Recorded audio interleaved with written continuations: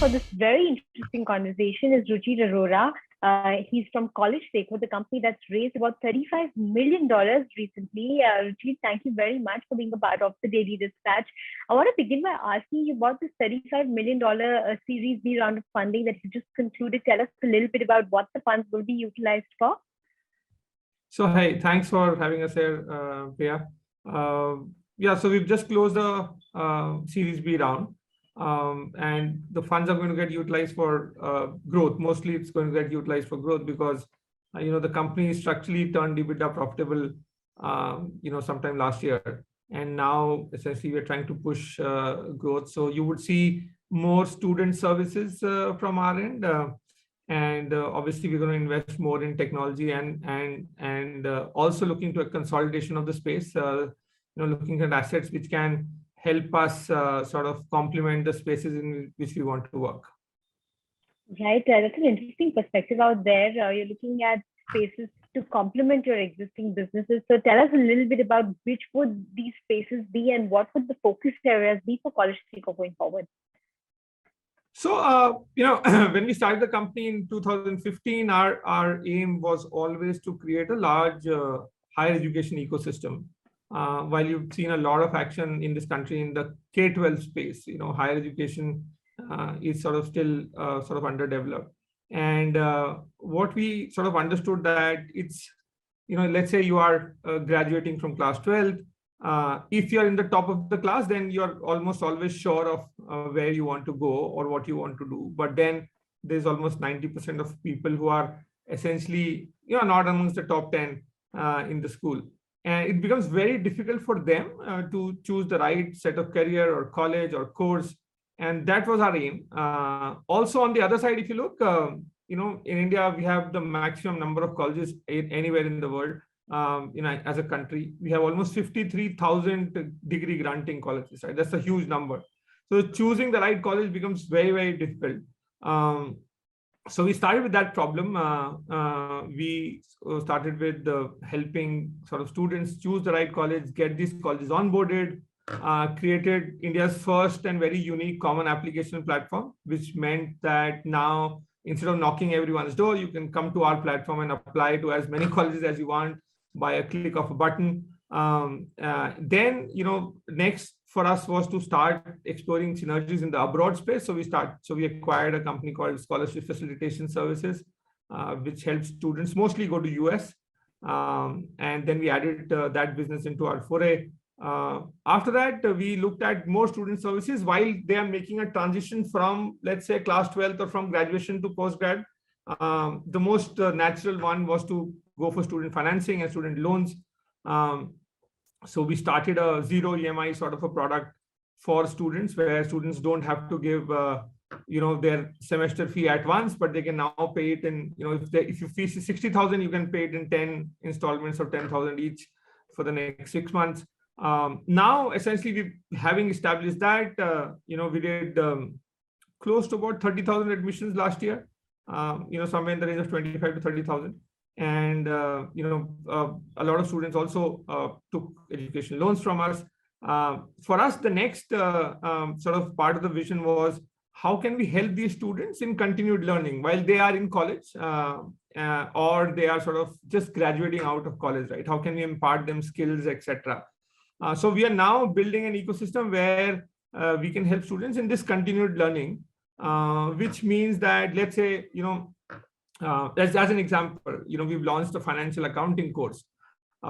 You are, a non-mathematics background and going into MBA, and suddenly you need help in accounting, right? So non-accounting background going into MBA, you need accounting. So we are helping these students with one-on-one learning and also sort of self-paced learning on our platform. And we are also partnering with a lot of people right now to build industry-oriented skill building certification courses, which essentially the students who've taken admission through us or are studying in colleges can then take and actually excel in their career. Sure, interesting. I want to understand what kind of metrics are you working with for the year ahead? Any targets that you have in mind in terms of admission numbers, now that things are opening up? colleges are reopening, schools are reopened. So tell us a little bit about what future metrics are you working with in terms of targets? So I think if you look at the overall landscape, right, almost 1.2 crore students take admissions in colleges every year. I mean, at about 30,000, we are just a small blip, right? So our internal metrics is actually to double or triple these numbers to reach a number of about 100,000 admissions in the next year or so. We are also trying to increase options for students to choose from on our platform. Right now, about roughly close to 1,000 colleges work with us. We want to grow this number to about 5,000 in the next 2 years. So these are the internal metrics when it comes to the admissions platform. Also, we are sort of, as I said, looking to get into the space of learning. And we are assuming at least 15 to 20% of our students will end up using our learning platform. Right, in terms of revenue, what kind of targets do you have? Because FY22 is just about coming to a close, and short to medium term targets have been something that companies have been setting in advance. So tell us a little bit about that. Yeah, so in terms of revenue, I'm not sure whether we are disclosing the revenue numbers yet. But what I can tell you is that, the year before that, we closed at about, in the filings, you can see that we closed at close to about 37 crores in revenue. We did about, roughly about 500 crores of admissions. This year, we'll end up doing roughly about 2,000 crores of admissions through our platform. And next year, our plan is to essentially, do about 5,000 crores of admissions through our platform. So that's what we are. So for us, the big metrics is how many volumes and what kind of value of admissions can be delivered to colleges through our platform. Right. Final question before I let you go. You said that learning space is something that you would like to grow big in, and at this point in time, we have players like Upgrad, etc., who are already well established in the learning space. Byju's also, for that matter, is doing very well in the learning space, and both these companies are unicorns already. So tell us a little bit about the competition in the space, because the space seems to be already very crowded. Yeah, so as I said, Upgrad and Byju's is a sort of a large company, but they're sort of, we think they're focused on the K-12 ecosystem, which is the schooling ecosystem. Upgrad is now getting into the degree and working professional ecosystem. We are essentially trying to fill the space when the student is studying or is just about to graduate. And our sort of USP there is that since we are a discovery admissions platform, just to give you some stats, roughly about 5 lakh students have applied to our platform in the last 3-4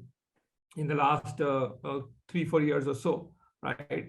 And these students essentially, we know a lot about these students, where they're studying, which college are they going to, etc. So we are in a very different space. We are essentially helping students who are studying in colleges and getting them skills while they are studying in colleges.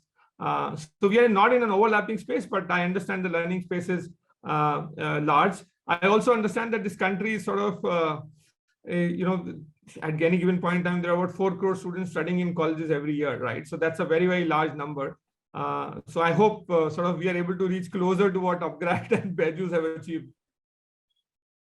All right. On that note, thank you very much, Ruchir, for joining us today on the Daily Dispatch. It's been a pleasure speaking with you. Thanks for your time.